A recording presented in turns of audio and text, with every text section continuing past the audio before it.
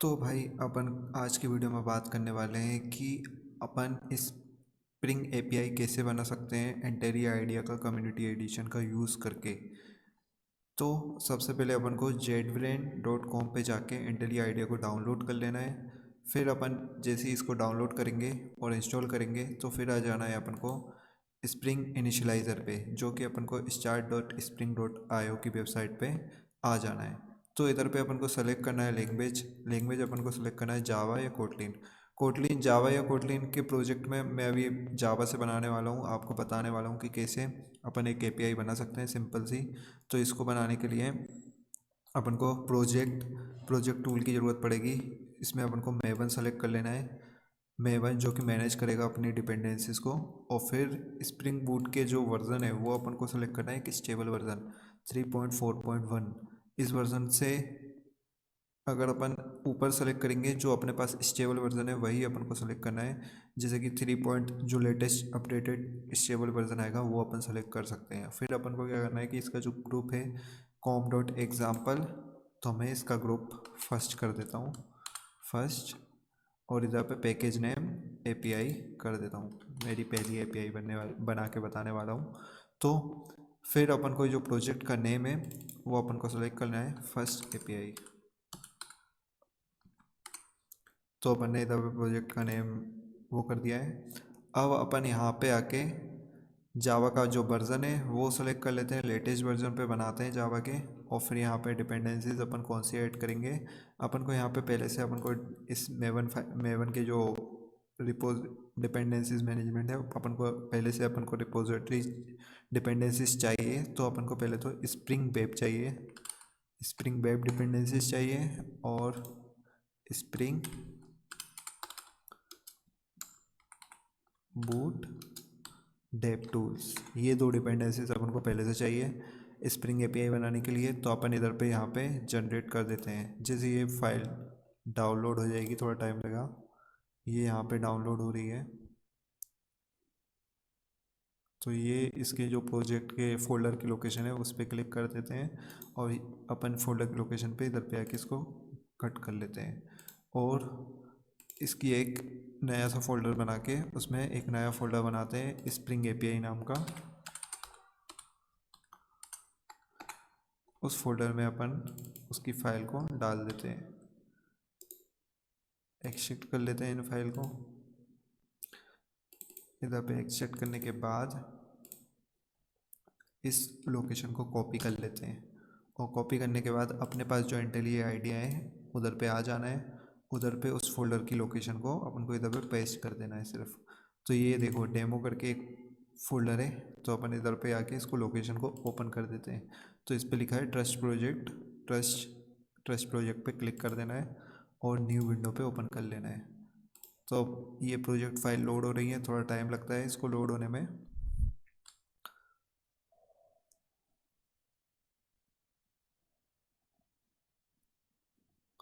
तो भाई यहाँ पे ये प्रोजेक्ट फाइल लोड हो चुकी हैं।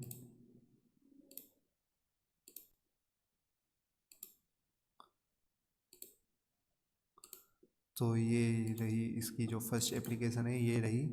तो इसको अपन रन कर सकते हैं, लेकिन इसको अभी अपन रन नहीं करेंगे क्योंकि अपन को पहले तो एपीआई बनानी पड़ेगी। तो एपीआई बनाने के लिए पहले तो अपन को इसकी मॉडल फाइल बनानी पड़ेगी। मॉडल फाइल का मतलब है कि अपन उसका जो डाटा है, जैसे यूज़र है, यूज़र में क्या क्या एग्जिस्ट करता है उसकी फ़ाइल बनानी पड़ेगी। फिर अपन उस मॉडल फाइल के थ्रू उस एपीआई को कॉल करेंगे कि अपन को कौन सा डाटा अपन को कब चाहिए। उसमें क्वेरी और पैराम्स डाल के गेट की एपीआई कॉल कर सकते हैं, पोस्ट की एपीआई कॉल कर सकते हैं। तो मैं आपको करके बता देता हूँ। तो यहाँ पे एक नया पैकेज बनाएंगे, मॉडल मॉडल करके एक नया पैकेज बनाएंगे। उस पैकेज में अपन एक जावा क्लास डालेंगे, उसका नाम रहेगा यूज़र। तो ये रही यूज़र क्लास। अब अपन इस यूज़र क्लास में वेरिएबल असाइन करेंगे, प्राइवेट स्ट्रिंग यूज़र का नाम और प्राइवेट स्ट्रिंग यूज़र की आईडी, या इंट में लेते हैं आईडी।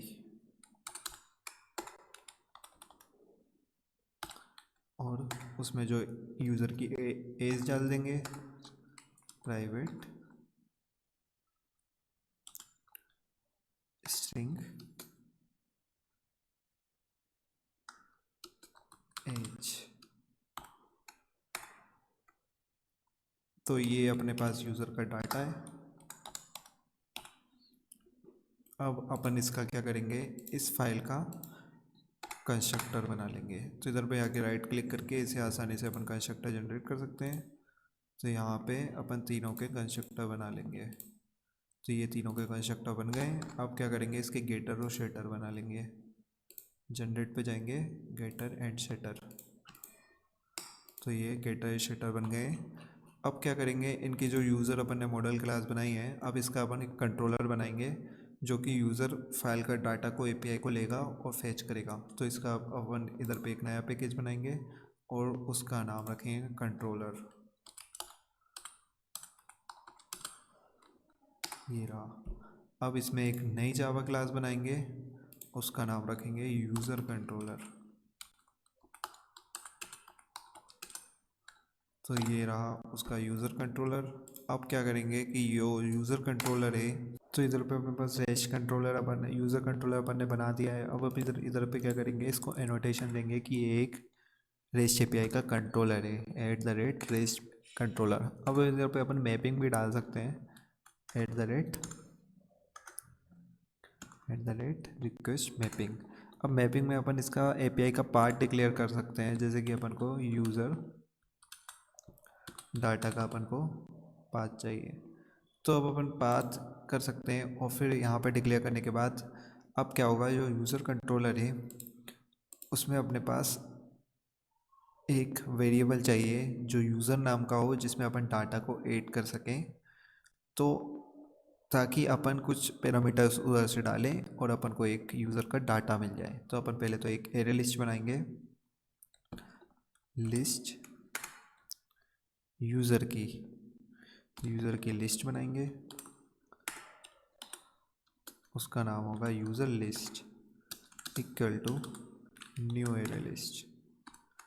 अब ये जो यूज़र लिस्ट है, अब अपन इसको अपन ऐड करेंगे। अपन इसके कंस्ट्रक्टर, पहले तो अपन कंस्ट्रक्टर बना लेते हैं इस फाइल का, जो इसकी क्लास है, जो अपना रेस्ट कंट्रोलर है, इस क्लास का यूज़र कंट्रोलर का कंस्ट्रक्टर अपन ने बना लिया है। अब इसमें अपन डाटा को ऐड कर देंगे, जो कि यूज़र लिस्ट में जो डाटा है, डॉट ऐड न्यू यूज़र, और उस यूज़र का नाम होगा, कुछ भी नाम रख सकते हैं, ABCD या थोर रख सकते हैं, थोर। और उसकी जो आईडी होगी 1 होगी और उसकी जो एज होगी वो 24 होगी।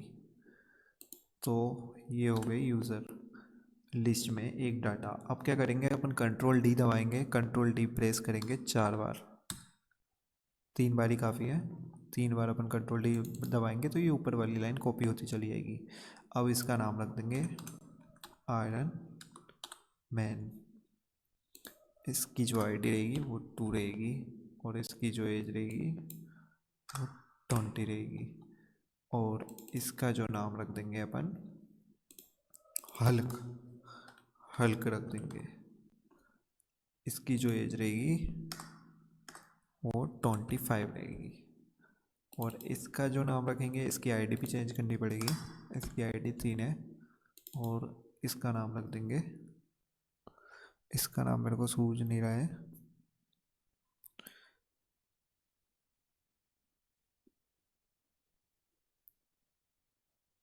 इसका नाम अपन लोकी रख देंगे। और इसकी जो आईडी रखेंगे वो 4 है और इसकी जो एज है वो 22 रख देंगे। अब क्या होगा कि अपने पास एक डाटा है जिसमें यूज़र की लिस्ट पड़ी हुई है। अब उस डाटा को अपन आईडी के माध्यम से फेच करने की कोशिश करेंगे, आईडी के सहारे अपन उस डाटा को फेच करने की कोशिश करेंगे। तो अपन पहले तो एक फंक्शन बनाएंगे पब्लिक, जो कि यूज़र को लेता हो, यूज़र रिटर्न करता हो। तो अपन रिटर्न टाइप पहले डाल देंगे और फिर उसका जो फंक्शन का नाम रहेगा, ये यूज़र को लेगा, गेट यूज़र ये फंक्शन उठाएगा। तो अब क्या होगा कि इस फंक्शन में अपन को पैराम्स डालने हैं @request पैराम। अब इसमें जो पैराम होंगे वो आईडी के नाम से जाएंगे।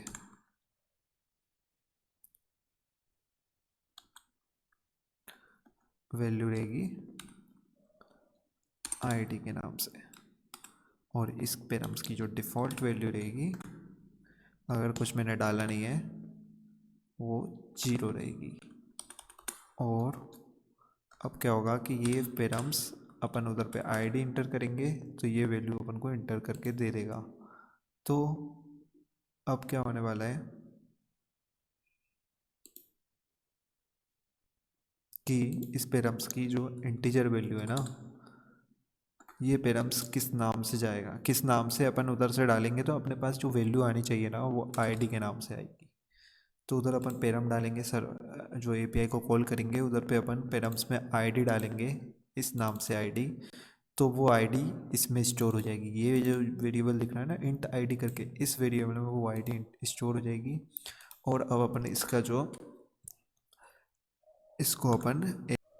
इसको अपन कर देंगे @get मैपिंग।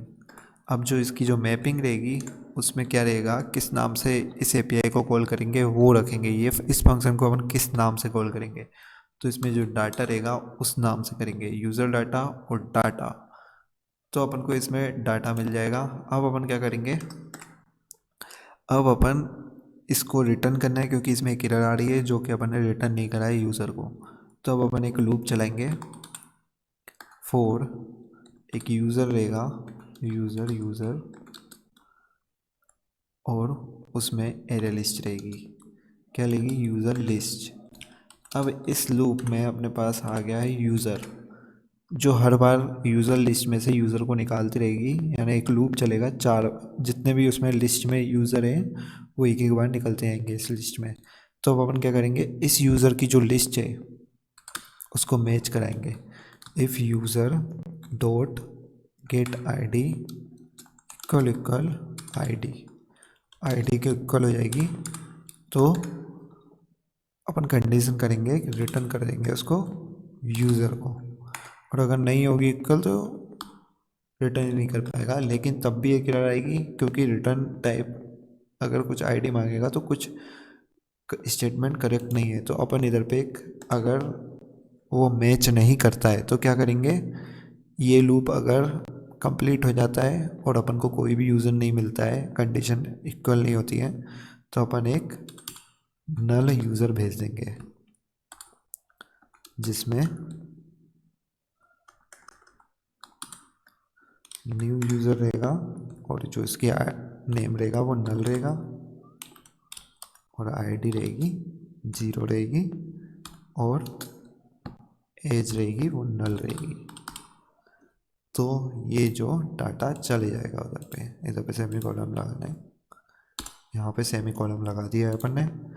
अब क्या करेंगे कि अब अपन इस डाटा को वो करेंगे क्या, इसकी जो फर्स्ट एप्लीकेशन जावा है ना, फर्स्ट एपीआई एप्लीकेशन है जो कि यहाँ पे अपन को मिलेगी मेन में जाके, स्क्रीन में जाके मेन में जाके जावा क्लास पे जो मॉडल के ये एपीआई के नीचे जो इस पैकेज के नीचे है ना फर्स्ट एप्लीकेशन, इसमें अपन को ये फाइल मिल जाएगी। तो अब अपन को इसको रन कर देना है। जैसे ही अब अपन इसको रन करेंगे तो ये एक अपना सर्वर स्टार्ट हो चुका है, यहाँ पे देखो सर्वर स्टार्ट हो चुका है। अब अपन को इसको लोकल होस्ट के जरिए फेच करना है क्योंकि ये सर्वर लोकल होस्ट पे ही रहेगा। यानी जितने भी डिवाइस अपने वाईफाई से कनेक्ट रहेंगे, लोकल सर्वर पे कनेक्ट रहेंगे, उसमें ये एपीआई चलेगी। तो आपके पास अगर पोस्टमैन नहीं है तो आपको पोस्टमैन जाके इधर पे इंस्टॉल कर लेना है, पोस्टमैन इंस्टॉल कर लेना है, या तो इस सर्वर को ऐसे चला सकते हो, लोकल होस्ट 808 यूज़र डाटा और डाटा। अब क्या होगा, आईडी अपन 2 डालेंगे तो अपन को क्या मिलेगा, नाम मिलेगा आयरन मैन, आईडी मिलेगी 2, एज मिलेगी 20। तो अपना ये डाटा आ गया। अगर ये अपन पोस्टमैन पे सेम एपीआई को कॉल करेंगे तो यहाँ पे ये यूज़र का डाटा भेज देगा। अगर अपन इस आईडी को चेंज करते हैं, आईडी को 3 करते हैं, तो यहाँ पे ये अपन को आईडी दूसरा नाम भेज देगा। तो इस प्रकार से अपन एक स्प्रिंग बूट की एपीआई को बना सकते हैं। तो थैंक्स फॉर वॉचिंग, रखता हूँ मैं, चलता हूँ मैं, बाय बाय।